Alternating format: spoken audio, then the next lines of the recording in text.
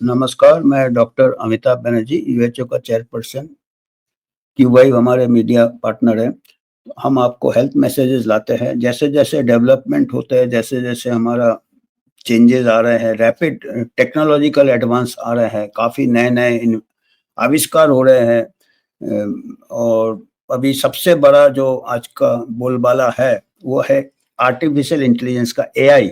और आपने न्यूज़पेपर में देखा होगा, मीडिया में देखा होगा कि इंडिया बहुत बड़ा एआई हब होने वाला है। माने एआई का बहुत बड़ा यूज़र होने वाला है, जनरेट करने वाला है और एआई ट्रांसफ़ॉर्म कर देगा हेल्थ केयर को, पूरा हमारे सब हेल्थ प्रॉब्लम सॉल्व कर देगा।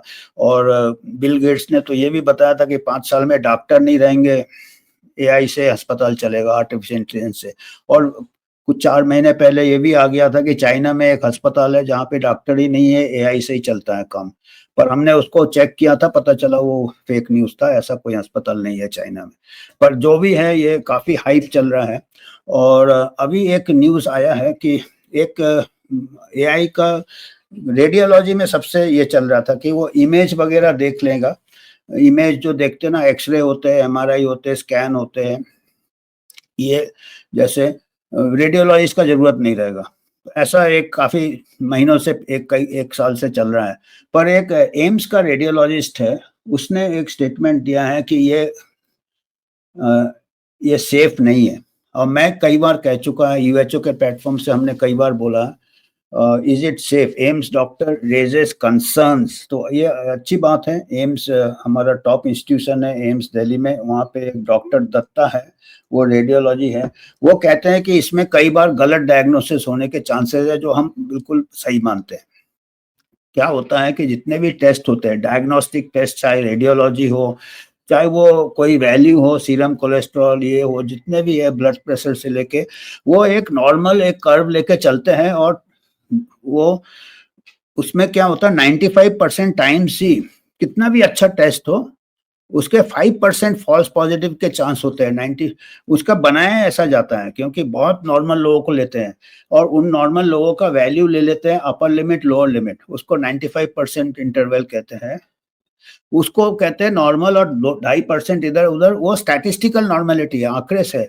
वो बाकी लोग भी नॉर्मल है जो ऐसे वैल्यू निकालते हैं।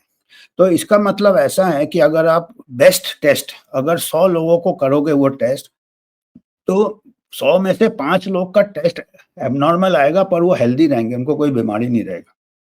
फॉल्स पॉजिटिव, ये मतलब सबसे बेस्ट सिचुएशन की हम बात कर रहे हैं। जो टेस्ट थोड़ा कमज़ोर हो जाएगा तो 50% फॉल्स पॉजिटिव भी आ सकता है, जो कि कॉइन टॉस के बराबर है। तो वो आपको क्या टेस्ट का क्या होता है, टेस्ट कब करना चाहिए? सिम्पटम्स होने से करना चाहिए, आप डॉक्टर के पास जाओ, डॉक्टर आपका हिस्ट्री लेगा, एग्ज़ामिन करेगा, तब वो बताएगा कौन-सा टेस्ट करना है। उसके साथ कोरिलेट होगा तो उसके चांसेस ज़्यादा ये हैं। नॉर्मल लोगों में आप करोगे, 100 टेस्ट करोगे तो 5% लोग हमेशा गलत। ये तो अगर 100 लोगों में 1 टेस्ट किया, पर अगर आपने एक आदमी ने 20 टेस्ट कराया, 20 में से 1 टेस्ट एब्नॉर्मल आएगा, जब उसको कोई बीमारी नहीं रहेगा। 5% क्या होता है? 1 आउट ऑफ 25% हो जाता है। तो अगर 20 टेस्ट कराएगा, आजकल 20 टेस्ट तो हो जाते हैं, जो स्क्रीनिंग करते हैं, सोसाइटी में आ जाते हैं, फ्री में टेस्ट कर रहे हैं, आपको serum cholesterol, BMI, EMI, bone density, ऐसे करके 20 टेस्ट का नाम गिना देंगे।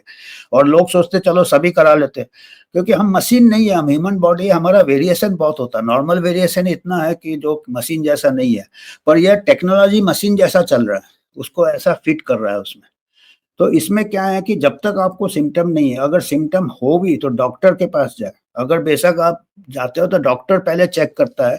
अनफॉर्चुनेटली क्या हो रहा है आजकल, मेडिकल ट्रेनिंग भी टेक्नोलॉजी बेस्ड हो गया है। डॉक्टर का क्लिनिकल स्किल आजकल डॉक्टर देखता ही नहीं है। पहले ही टेस्ट के लिए भेज देता है। अब वो 20 टेस्ट कराएगा कोई पेशेंट को, 1 टेस्ट एब्नॉर्मल हो जाएगा और पेशेंट को कोई बीमारी नहीं रहेगा। पर वो डॉक्टर भी सोचेगा टेस्ट एब्नॉर्मल है, पेशेंट भी सोचेगा, कई बार और टेस्ट कराएगा, कई बार सर्जरी भी कर देगा, कई बार इंटरवेंस ही करेगा, कई बार दवाइयों में ही चालू कर देगा। तो ये जो मैसेज है, ये डॉक्टर्स को भी जाना चाहिए। एआई को पूरा नहीं सरेंडर करना चाहिए। एआई को अभी क्या हो रहा है कि मैं तो अभी कुछ महीने पहले गया था एक कॉन्फ्रेंस में, वहाँ पता चला कई अस्पताल लोग ऐसे उसको प्रमोट कर रहे हैं, जो बड़े-बड़े कॉर्पोरेट अस्पताल है, कि आपके लिए एआई पूरा आप यहाँ तक आएगा, लोगों ने ये भी प्रोजेक्ट किया है कि आप किसी कमरे में जाएंगे या बाथरूम में जाएंगे, आपका पूरा इमेजिंग हो जाएगा, एआई करता रहेगा, आपके अंदर कुछ एबनॉर्मलिटी वो आपका मोबाइल फोन में आ जाएगा, आपके इसमें आ जाएगा, उसमें कंफ्यूजन ज़्यादा होगा, क्योंकि इतने सारे टेस्ट करेगा, उसमें से 20 में से एक एबनॉर्मल आ जाएगा आपका। तो ये बहुत डेंजरस है। और ये मैं एक पेपर बता रहा हूँ, ये अमेरिका में ऐसे हो चुका है, एआई को इस्तेमाल किया था, कई ऐसे हैं। एक पेपर पब्लिश हुआ, external validation of a widely implemented sepsis prediction model in hospitalised patients. ये 2017 को एक एआई का मॉडल बनाया था। एपिक कंपनी का नाम एपिक है, आप लोग गूगल सर्च कर सकते हैं, EPIC एपिक। उनके सीईओ ने बोला कि हम ये जो है 90% एक्यूरेसी है, 80% एक्यूरेसी है, जैसे बोलते हैं हमेशा इन लोग प्रमोट करते टाइम। जो एआई कंपनीज है वो क्या करते हैं, वो टेस्ट उसको ट्रेन करते हैं मॉडल को। एआई कोई अलग से नहीं है, उसको प्रोग्रामिंग करते हैं, उसी डेटा पे प्रोग्रामिंग करते हैं, उसी डेटा पे उसको टेस्ट करते हैं। वो तो ऐसा ना, किसी बच्चे को कोई आपने पेपर आउट कर दिया और उसके पूरे नंबर मिलेंगे, तो आपने जिस डेटा में एआई को ट्रेन किया उसी में फॉल्स पॉजिटिव नेगेटिव उसी में वो करके बोलते हैं उसको ठीक से। वो बड़े डेटा सेट में कभी उन्होंने बिगर टेस्ट किए हुए वो लॉन्च कर रहे हैं एआई प्रोडक्ट्स। ये पेपर है इसलिए मैं बता रहा हूँ।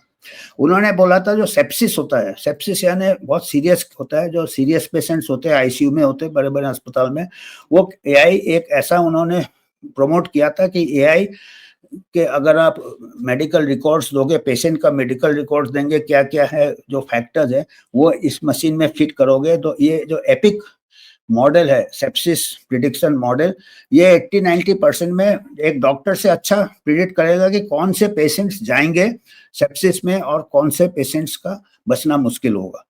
तो ये करीब 4 साल तक ये मॉडल लोगों को बेचा, उन्होंने स्टेटमेंट दिया उनके, कई अस्पताल ने खरीद लिया, कई अस्पताल को खरीदा और बताया कि देखिए ये अस्पताल यूज करे, ये अस्पताल, और इसका किसी कोई एक्सटर्नल रिसर्चर ने इसका रिसर्च ही नहीं किया था टेस्ट करने के लिए।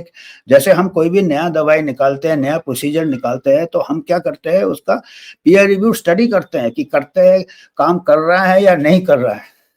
तो ये 4 साल तक पूरा इन्होंने प्रॉफिट कर लिया, पूरे अस्पताल में पता नहीं कितने मरीज के ऊपर लगा दिया।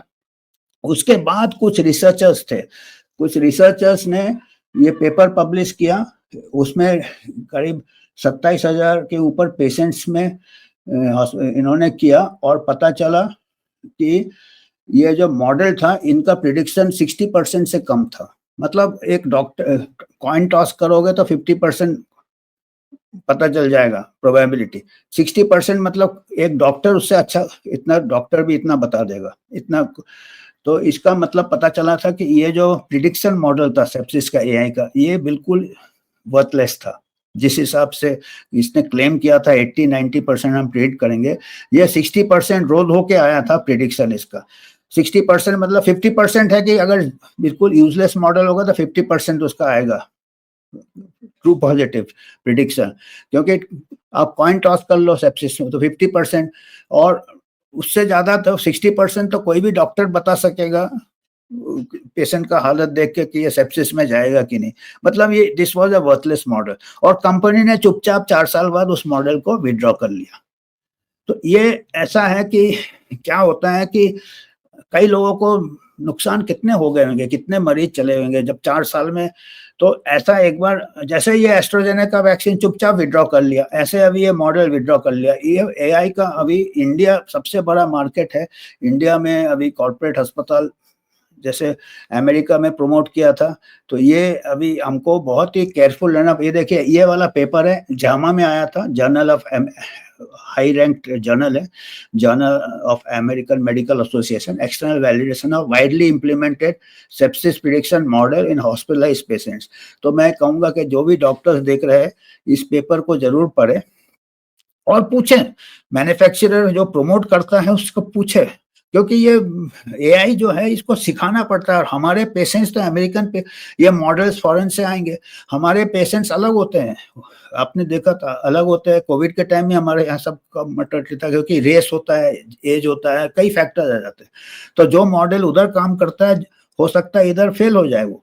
तो ये सब ट्रेन करना है, बहुत लार्ज डेटा सेट में ट्रेन करना रहता है, उसके बाद भी कोई गारंटी नहीं रहता है जब तक ये। और आजकल इतना मार्केट प्रेशर रहता है कि ये जो एआई कंपनीज है ये अपना डेटा देते नहीं है, कहते हैं कि ये प्रोप्राइटरी है और ये है वगैरह वगैरह, ये ट्रांसपेरेंट नहीं रहते हैं।